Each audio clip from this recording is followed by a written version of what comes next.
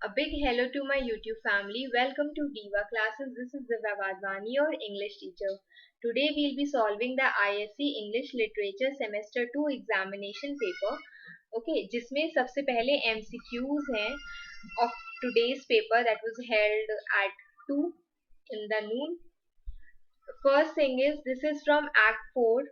This you all know, बहुत पढ़ाई की होगी मेरे बच्चों ने. A, my commander, Ariel says, A, my commander, when I presented Ceres, I thought to have told thee of it, but I feared lest I might anger thee. Prospero, say again, where didst thou leave those wallets? So the question is, and this is also the previous year paper, हमने वो भी solve करवाया था, उसमें भी ये चीज पूछी गई थी. Just before his conversation with Ariel, what did Prospero tell Ferdinand to do? Prospero से उसने क्या कहा था इस कॉन्वर्सेशन से पहले, मतलब निम्स रीफर्स को भेज देने के बाद उसने जब अपने रीजंस बताए थे कि आई एम वेक्स्ड क्योंकि मेरा माइंड अभी थोड़ा सा ट्रबल्ड है, तो आप लोग जाओ और मेरे सेल में रेस्ट करो जाके. तो what was the thing to rest in Prospero cell, इतना उसने बोला था. Okay, then next question is, अगर कोई प्रॉब्लम होती है इसमें तो पूछ लेना, या कुछ डेविएशन अगर होता है तो then also you can mention it in the comment box.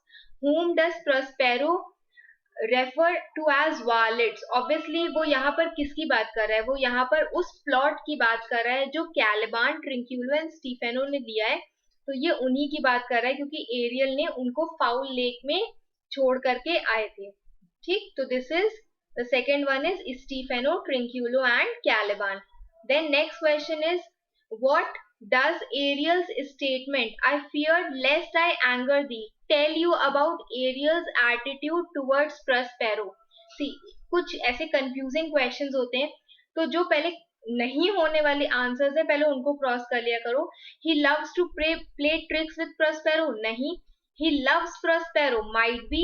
He is angry at Prospero, never. He is in awe in Prospero. अब देखो दो ऑप्शंस इसके हो सकते हैं, ये या ये. loves, you know simply what it does it mean. in awe का क्या मतलब होता है, emotion of respect, okay, mixed with fear or surprise. तो this can be the answer. 90% I mentioned this as the correct answer. 10% हम फिर भी इसको ले सकते हैं, but according to my opinion, जब तक कि ISC इसका analysis या answer नहीं show करते, तो it will be he is in awe of Prospero. Then next is, this is from the sound machine. Cut another one, please. Please cut another one quickly. She stood still, staring at him. Why, Mr. Klausner? She said, what's the matter? Please do as I ask, he said. Klausner उससे कहता है. Question is, what does Klausner ask the lady to do? Klausner उससे क्या करने को कहता है? Cut the tree? No. Give him a rose? No. Cut another rose? Yes. Okay. And cut a branch? No. तो cut another rose क्योंकि उसको सुननी थी आवाज.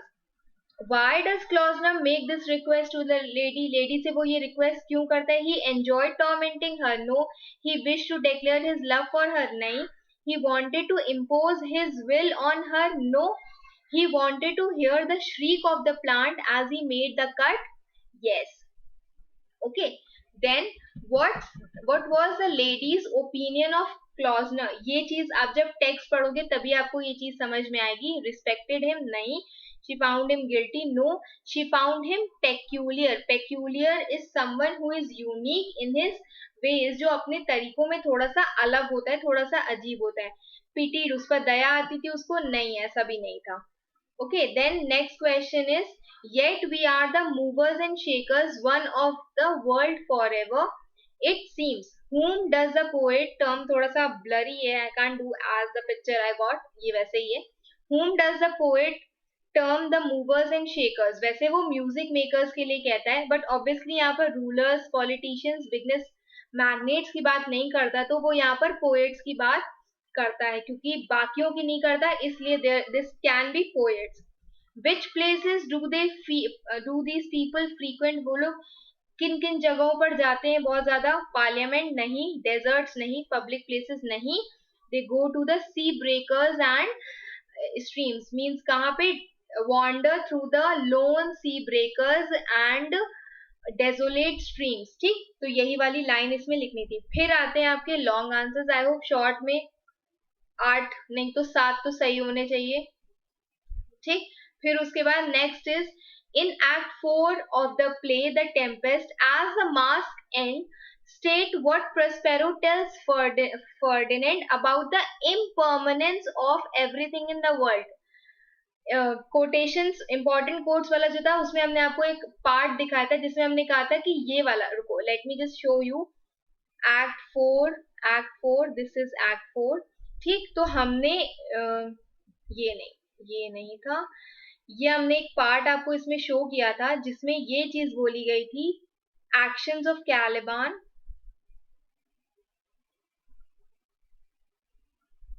थोड़ा सा पहले है उससे, रीजंस फॉर सच बिहेवियर, ये वाला. ठीक है, कंपैरिजन ऑफ स्पिरिट्स वाला जो ये वाला पार्ट था जिसमें हमने ये बोला था कि नथिंग लास्ट फॉर एवर. वो यहाँ पर प्रोस्पेरो यहाँ पर क्या बोल रहा है कि सी द क्वेश्चन में यहाँ पर पूछा गया है कि आपको ये इसमें समझाना है impermanence of everything. Nothing last forever, कोई भी ऐसी चीज नहीं है जो हमेशा रहेगी, चीजें खत्म हो जाती हैं. तो आपको उसमें यही बताना था कि वो क्या कहता है. तो what thing you have to mention, हम इसका टेक्स्ट वाला पार्ट आपको दिखा दे रहे हैं. इसमें you can mention that Prospero was comparing the spirits, यहाँ पर लिखा है comparison of spirits. Impermanence of world का जो, इम्पर्मानेंस ऑफ थिंग्स का जो रेफरेंस था वो कहाँ से निकल के आया था, क्योंकि वो कह रहा था जस्ट बिकॉज कि he had suddenly closed over the mask, he was telling Ferdinand that these were the actors, ये सारे actors थे and they were all melted into spirit. okay, उसी तरह से जैसे कि एक invisible fabric of the vision, जैसे कि एक ड्रीम लाइक विजन होता है, क्लाउड केव टावर्स होते हैं, gorgeous palaces, solemn temples, great globe itself, जैसे ये सब डिसॉल्व हो जाते हैं वैसे ही ये स्पिरिट्स भी डिसॉल्व हो गई हैं, जो कि बिना किसी क्लू को पीछे छोड़े या बिना किसी प्रूफ को पीछे छोड़े वो खत्म हो गई हैं. वही चीज यहाँ पे उसने बोली थी, like this insubstantial pageant faded, leave not a track behind, not a rag behind. ठीक, इतना सा था जो आपको इसमें मेंशन करना था. एंड ये भी इसमें आप मेंशन कर सकते थे that we are such stuff as dreams are made of and our little life is rounded with a sleep. This can also भी इसमें मेंशन कर सकते हो कि हाँ एक दिन ये चीजें खत्म हो जाती थी, हम खत्म हो जाते.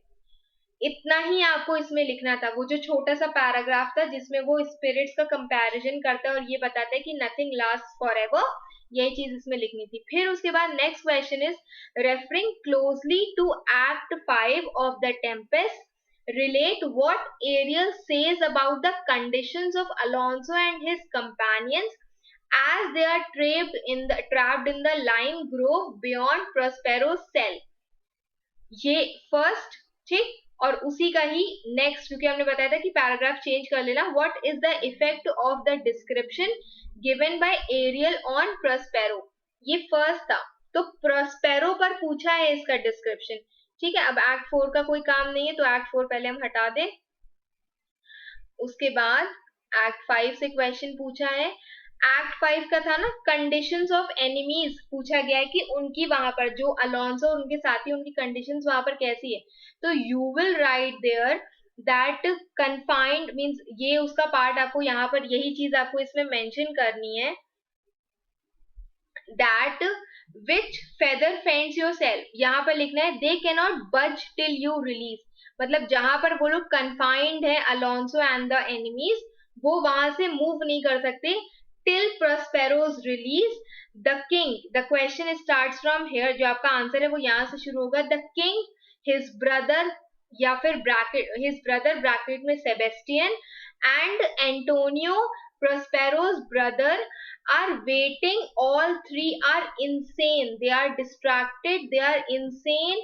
And the rest of the people, जो बाकी लोग हैं वहां पर, जो जैसे एड्रियन था, फ्रांसिस्को था, लॉर्ड्स थे ना, ये सब तो वो लोग भी साथ में थे. तो they all were mourning over their condition. They were full of sorrow and dismay. Okay, and chiefly but chiefly him that you termed. और यहाँ पर आप गोंजेलो की भी बात कर लोगे कि गोंजेलो, his tears run down like winter drops from eaves of reeds. And ठीक, ये हो गया. उनकी हालत क्या थी? उनकी हालत, इन सिंपल वर्ड्स, उनकी हालत क्या थी? That they had become insane. They three, all three, Alonso, Sebastian and Antonio were insane, and rest of the people were filled with sorrow and dismay. ठीक. और गोंजेलो का आप इसमें मेंशन कर सकते हो, चाहो तो कर सकते हो. अगर रुको, अगर एनिमीज का पूछा है, कंडीशन ऑफ, हाँ, कंपेनियंस पूछा है ना, तो कंपेनियंस में आप गोंजेलो ला सकते हो. अगर एनिमीज पूछा होता तब नहीं मेंशन करते. Then next question is what is the effect of the description given by Ariel. तो यहाँ पर प्रोस्पेरो का रिएक्शन, एरियल तो कहता ही है कि मतलब उनको देख के मेरी हालत बहुत, मैं बहुत ज्यादा टेंडर हो गया था. तो प्रोस्पेरो उस पर कहता है that if he says, Prospero says that if Ariel, that Ariel who is made up of air can feel all the things, so why not Prospero, who is one of the kind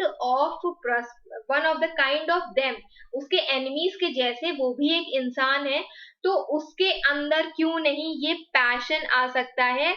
Be kindlier moved than thou art. तो he, Prospero, was also moved by the condition of the enemies. और ये भी उसमें लिख सकते हो that he further says, just because of his kind heart, या आप अपने क्वेश्चन को एनहांस करने के लिए लिख सकते हो the rarer action is in virtue than in vengeance. Therefore Prospero decides not to take revenge with the enemies anymore. और वो सिर्फ वहां पर मतलब उनको माफ करना चाहता था. और ये बहुत इंपॉर्टेंट है, दो विद देयर, और ये भी आप इसमें लिख सकते थे दैट दो with their high wrongs Prospero was hurt, yet my nobler reason, यहाँ पर क्या कहा गया? Now my nobler reason against my fury do I take part, or I am guided with my nobler reasons. Nobler reason means I decide not to take revenge with them but to forgive them. ठीक, इतना सा part आप इसमें लिखोगे तो आपको बढ़िया number मिलेंगे, बढ़िया वाले. फिर आई होप इतना टेम्पेस्ट वाला पार्ट आप लोग को समझ में आ गया होगा. Then next comes referring closely to the short story Singing Lesson. State why head mistress called Miss Meadows to her office. उन्होंने उसको वहां पर क्यों बुलाया था? How did Miss Meadows mood and behaviour change as a result of this visit. ठीक, act 5 हम हटा दें पहले. यहाँ से बहुत सारे पीडीएफ मैंने इकट्ठे खोल करके रखे थे. सिंगिंग लेसन में उसने वहां क्यों बुलाया था? तो सिंपल सी चीज है दैट जस्ट बिकॉज की there was a telegram that had come from Basil for Miss Meadows. There was a telegram that was come for Basil, his fiance, her fiance, bracket में her fiance, from Miss Meadows, in which he had written. ये भी part आप इसमें, क्योंकि 2 number का है, थोड़ा सा तो उसको ढंग से लिखोगे. In which he had written that pay no attention to the letter, must have been, pay no attention to the previous letter, he must have been mad, he had bought a hat stand today. ठीक, इतना सा part आप उसमें complete करके लिख सकते हो. अब उसके बाद लिखा है कि द नेक्स्ट पार्ट इज कि इससे उसके मूड और बिहेवियर पे क्या चेंज पड़ा है. तो ये चीज भी हमने आपको बताई थी कि मतलब अर्लियर थोड़ा सा कंपेयर, क्योंकि चेंज बताने तो ऑब्वियसली आप पहले का पार्ट उसमें लोगे, तो उसमें सिर्फ इतना सा लिख देना दैट, लिख चुके होगे आप. क्या लिख देना? That as she read the letter, She blushed. Miss Meadows blushed and gave an apologetic little laugh. Okay, apologetic little laugh. और उसके बाद यहाँ से लिखोगे that her mood changed quickly. She was on the wings of hope, love, joy, and she sped back to the music hall. uh, Turned मतलब told the students, told the girls there to open page number 32 अगर आपको याद हो तो, नहीं तो ये भी लिख सकते हो that she told the students to leave the lament song and sing a happy song. अगर आपको song का नाम याद है वो भी आप इसमें mention कर सकते थे. ठीक. She suddenly she picked up that yellow chrysanthemum flower and she hid her lips to, ये लिखा हुआ है देखो, she held it to her lips to hide her smile. ये उसका change of mood है. और सबसे लास्ट में ये भी लिख सकते हो that she was so happy, she was so happy, she was warm, joyful and eager, and she was so happy that her voice sounded over all other voices. The voice was full, deep, glowing with expression. ठीक. ये सुंदर सुंदर सी लाइनें आप इसमें लिख सकते हो अगर एक्चुअल में एक हाई ऑर्डर आंसर आपको लिखना है उसमें. तो हम बहुत डायरेक्ट चीजें बता रहे हैं क्योंकि 4 नंबर में आप ऑब्वियसली बहुत शॉर्ट लिखोगे, बहुत बड़ा करके नहीं लिखोगे. जो हमने प्रीवियस पेपर में सॉल्व करवाए थे वो इसलिए बड़े थे क्योंकि वो 8, 6, 6 और 20 नंबर के थे. ठीक है, ये वाला हो गया. फिर visit, as a result of this visit मतलब जब वो हेड मिस्ट्रेस मिस वाइट के रूम में गई थी. अगर आपको हेड मिस्ट्रेस का नाम याद है तो भी आप उसको मेंशन कर सकते थे. Is your reaction to Miss Meadows in the story irritation, one of irritation और एम्पैथी? देखो बहुत सिंपल से इसमें चीज समझना है, इसमें हमको टेक्स्ट से समझाने वाला कोई पार्ट नहीं है. अगर आप लिखोगे कि आप उसके बिहेवियर से इरिटेटेड थे तो आप लिखोगे, सॉरी, इसमें आप क्या मेंशन करोगे? इसमें you will mention her treatment to students. ठीक है, टूवर्ड्स स्टूडेंट्स. अगर आप ये मेंशन करते हो दैट शी वाज, मतलब उसको देख करके आपको कैसा लग रहा था, योर रिएक्शन क्या था? क्यों? क्योंकि वो अपना जो भी मूड था वो बच्चों पर उतार रही थी, झाड़ रही थी. तो this was the treatment towards students, जो कि इरिटेशन, जिसके कारण आपको इरिटेशन, मतलब हमको अगर इरिटेशन हो रहा है तो हमको वहीं पर हो रहा था when I was reading this. Empathy अगर आप लिखोगे तब आप उसका लेटर लिख देते हो, लेटर कंटेंट्स, और उससे रिलेटेड जो उसने मेंशन किया था कि he is not a marrying man and he does not even care when he scratched the word disgust and उसको उसने regret करके लिख दिया था. She was unhappy, nothing was pleasant, seeming pleasant to her. ये आप इसमें मेंशन कर सकते हो इफ यू फील कि हाँ आप, मतलब अगर आपको लगता है कि आप उससे एम्पैथी, सिंपैथी मीन्स सहानुभूति, सहानुभूति. एम्पैथी होता है जब आप अगले के शूज में पैर रख के उनकी जगह पर खड़े होते हो. ठीक है, this is the difference between the two. तो अगर आप इरिटेशन लिख रहे हो तो आप ऑब्वियसली गलत चीजें लिखोगे कि हाँ वो ऐसे करके ट्रीट कर रही थी. लेटर कंटेंट से रिलेटेड भी आप उसको जोड़ सकते हो कि नेगेटिव थोड़ा सा इसमें दिखाओगे बस कि मतलब शी वाज समवन जो बहुत ज्यादा रिलाई कर रही थी उसके ऊपर, बेसिल फियांसे के ऊपर, even though she knew that he does not, Basil does not love her, still her mood depends on the happiness of that, happiness that came from that letter. Okay, इसके बाद next, क्योंकि इसमें ऐसा कुछ है नहीं, दिस इज एनालिटिकल आंसर, तो ये आपको अपने अकॉर्डिंग ही लिखना था. इसके बाद आता है give 4 examples at least that to prove that Mr. Klausner, the protagonist of the story, is an unusual person. सबसे पहले मिस्टर क्लॉजनर की तो वही थी, मिसेस सॉन्डर्स थी. ठीक है, मतलब आपको 4 एग्जाम्पल्स ही ना देने हैं, तो ये एग्जाम्पल आप किसी भी तरह से देखते हो. मिसेस सॉन्डर्स ऑलरेडी उनको बोलती थी that he was a peculiar person. Mrs Saunders ये तो कहती थी that he was a peculiar neighbour, कि वो थोड़े से अजीब अपने बिहेवियर में है. और ये आप इसमें जब उसका जो फिर ये वाली जो लाइन है, paint the cut with iodine, ये आप इसमें मेंशन कर सकते हो विद आयोडीन। ये क्यों ऐसे, क्योंकि ऑब्वियसली वो उसको एक तो बार 2-3 बार मार रहा है, फिर his behaviour with doctor Scott, I guess doctor Scott ही थे वो, जब लास्ट में वो उसको बोलता है कि paint the cut with iodine, तो वो क्या कर रहा था, अपनी एक्स को ऐसे टाइट कर रहा था कि मतलब his hands were tightening in the x.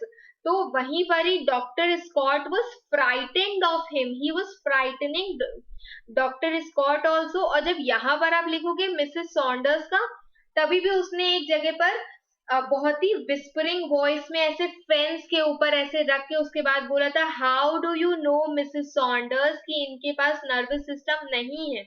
ठीक है, तो ये सारे एग्जाम्पल्स हैं जो आप दे सकते हो। और एक कुछ उसके एक्शन से रिलेटेड, या उसका इतना बड़ा पैराग्राफ था, रुको हम इसमें दिखाते हैं, जहां पर हमने कोट्स वाला पार्ट मेंशन किया था सिंगिंग लेसन। अब हम हटा दें, इसका काम हो गया है। No I don't want to save it. Sound machine ना, साउंड मशीन में there I gave it to you, जहां पर इसका डिस्क्रिप्शन दिया हुआ था। I don't know where the description is. तो डिस्क्रिप्शन वाला पार्ट आप इसमें, मतलब उसका जो कैरेक्टर, ये तो उसके मशीन वाला पार्ट है। डिस्क्रिप्शन वाला पार्ट जहां दिया था, वहां पर भी एक बहुत सुंदर सा नाइस सा, हाँ एक और चीज, ये देखो क्लॉजनर का डिस्क्रिप्शन है, दैट ही, ये भी लिख सकते हो, that he was becoming more animated every moment, he was a frail man, nervous and twitchy with always moving hands, his large head inclined towards his left shoulder as though his neck were not quite as strong to support his rigid। ठीक है, यहाँ पर ये चीज आप इसमें mention कर सकते हो, जहां पर वो बहुत ज्यादा नहीं, वर्ल्ड ऑफ साउंड्स का इसमें मेंशन कर सकते हो।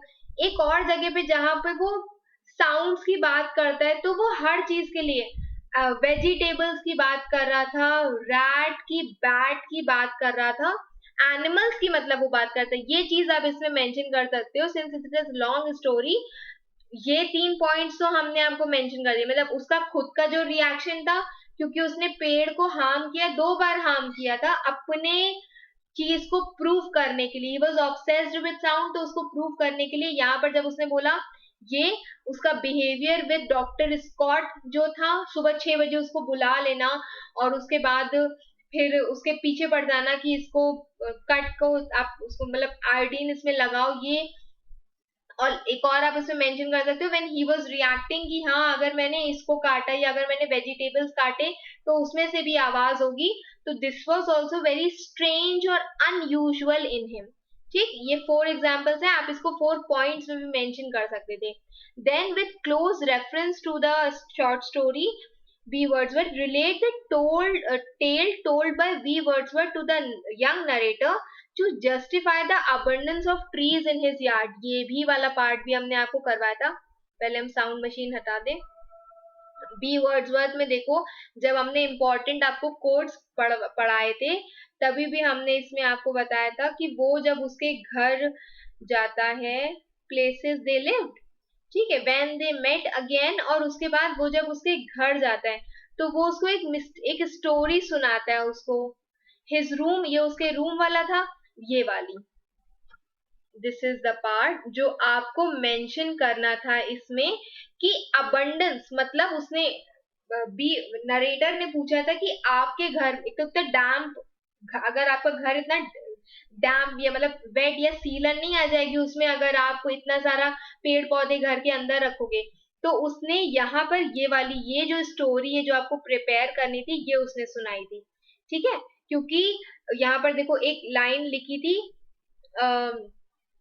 that the girl loved grasses and flowers and trees, और जो बॉय था, he was a poet, he loved words। और जब girl, when he said he would never touch, और उसके बाद the young poet, the girl died and the young poet died, जो उसका बेबी था वो भी उसके मतलब उसकी भी डेथ हो गई थी। that was inside the girl. Girl का husband was very sad और he said that he would never touch a thing in girl's garden. यही reason आपको यहाँ पर देना था कि इसीलिए जो garden था वो abundance में क्यों grow हो गया था, because he promised that he will never touch the things in the garden, वो garden that was loved by the girl. ठीक है, बॉय और गर्ल की ये वाली स्टोरी थी जो आपको इसमें मेंशन करनी थी. फिर उसके बाद नेक्स्ट इज विच एस्पेक्ट. ये हो गया. Which aspect of the narrator's nature is revealed through his statement I understood his story. मैं उसकी स्टोरी को समझ गया. इसमें आपको दो चीजें समझ में आएंगी. एक, he had empathy with B Wordsworth, वो उसके जैसे सोचने लगा था. ठीक है. And next is observation. Observe करके चीजों को वो समझने लगा था. एम्पैथी क्योंकि वो समझ, उसकी बातों को समझना. सिंपैथी होना कि हाँ ठीक है मैं तुम्हारे साथ हूँ. एम्पैथी जब आप उसकी जगह पर खुद को रख के सोचते हो. तो ही had empathy and his observation because he was observing him B Wordsworth, और उसको ये भी चीज लगी कि ये अपने खुद के बारे में बता रहा है. ठीक. आई होप इतना समझ में आ गया. आई होप आपने सब कुछ अच्छा अच्छा इसमें लिखा होगा. मैसेजेस हमें बहुत सारे आए हैं सुंदर सुंदर कि मैम पेपर बहुत इजी था. What does Matthew Arnold say about the sea of faith in the past. उसने क्या कहा था इसके बारे में. रुको. डोवर बीच, दो बार पढ़ाई गई वाली पोयम है ये तो. ये तो आनी ही चाहिए, ऐसे कैसे नहीं आएगी ये. डोवर बीच. देखो, सी ऑफ फेथ उसने क्या कहा था सी ऑफ फेथ के बारे में. क्वेश्चन में पहले पढ़ लूं. I had forgotten the question. What does Matthew Arnold say about the role of sea of faith in the past? पहले वो कैसी थी. ठीक है. पहले it was once too full. It was once, पहले वो बिल्कुल filled थी और अर्थ के ऊपर faith was rounded, जैसे कि कोई वेस्ट ऑर्नामेंट, कोई गिर्डल हो that was furled around the earth's waist. ऐसे करके अर्थ का जो शोर है उस पर वो राउंडेड था. ये आपको उसका लिखना था कि पास्ट में वो ऐसी थी. ठीक. अब कैसी हो गई है नाउ लिखा है. द क्वेश्चन इज, बार बार देखो, 4 बार हम कहते हैं क्वेश्चन को 4 बार पढ़ो जब तक दिमाग में बैठ ना जाए कि पूछा गया है.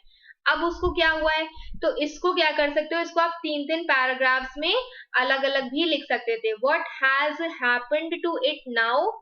अब उसको क्या हुआ है, तो व्हाट विल बी मेंशन्ड कि अब इट हैज, मतलब now the sea of faith has gone. Now there is only melancholy, there is long withdrawing roar, retreating to the wind, retreating to the breeze of the night wind. Means up there is neither joy, there is nothing like this, there is only melancholy. The sea of faith has now gone and is retreating, withdrawing, वो वापस जा रही है. और अब वहां पर सिर्फ नेक्ड शिंगल्स हैं या केवल नेक्ड पत्थर हैं. ड्राई विंड है, नाइट की ड्राई विंड है जो कि एजेस को और डल बना रही है. ठीक. ये उसमें लिखना था. फिर उसके बाद नेक्स्ट पार्ट इज, ये हो गया how has it affected human life. और ह्यूमन को इसने कैसे अफेक्ट किया है, तो ये भी इसमें आप, अरे we are the music makers open हो गया, डोवर बीच. देखो, और उसके बाद इसमें क्या था, ह्यूमन लाइफ को वो कैसे अफेक्ट कर रही. क्यों, बिकॉज हेयर, अब यहाँ पर क्या है, दिस लाइफ, जहां पर जस्ट बिकॉज कि देयर इज नो फेथ, तो there is no joy, there is no love, there is no light, certitude of peace, nor help for pain. This world is like an army. हम अंग्रेजी में इसलिए बोल रहे हैं बहुत ज्यादा ताकि आप लोगों को पता हो कि आप लोगों को एक्चुअल में ऐसी चीजें लिखनी थी कि ये जो वर्ल्ड है this is full, this is like an army जो कि रात में डार्कलिंग प्लेन पे स्ट्रगल कर रहा है and it is clashing with other soldiers, और उनको नहीं पता कि कौन उनके फ्रेंड्स हैं कौन उनके एनिमीज हैं. ये असर पड़ रहा है ह्यूमन लाइफ का. एंड देयर इज, हाँ ये भी लिख सकते हो that there is only one hope inside all this, there is only one hope, that is personal bonds and relationships. ठीक है. तो ऐसे आपका आंसर एक कंप्लीट आंसर हो जाएगा. अगर एग्जामिनर मतलब अगर आप ये मतलब हम लोग की टीचर हम लोग को ये बताते थे कि आप आंसर ऐसे लिखो कि एग्जामिनर को कुछ नहीं पता है और आप उसको अपने आंसर से सब कुछ समझा रहे हो, तो इसीलिए हम आपको वही सेम चीजें समझा रहे हैं. Referring closely to the poem we are the music makers, discuss the why the poet has given special place to the music makers in human lives. देखो, इसमें आप बहुत सारे उसके एग्जाम्पल्स से म्यूजिक मेकर्स को ह्यूमन लाइफ में क्यों इतनी इम्पोर्टेंस दी गई है. We are the music makers. Okay, सबसे पहला आप इसमें यही लिख सकते हो, they are movers and shakers. ये इसमें लिख सकते हो. एक पॉइंट इसमें ये तो हमने लिखे हुए हैं, that that they can build world great cities, they can build fabulous stories, they can build empire's glory.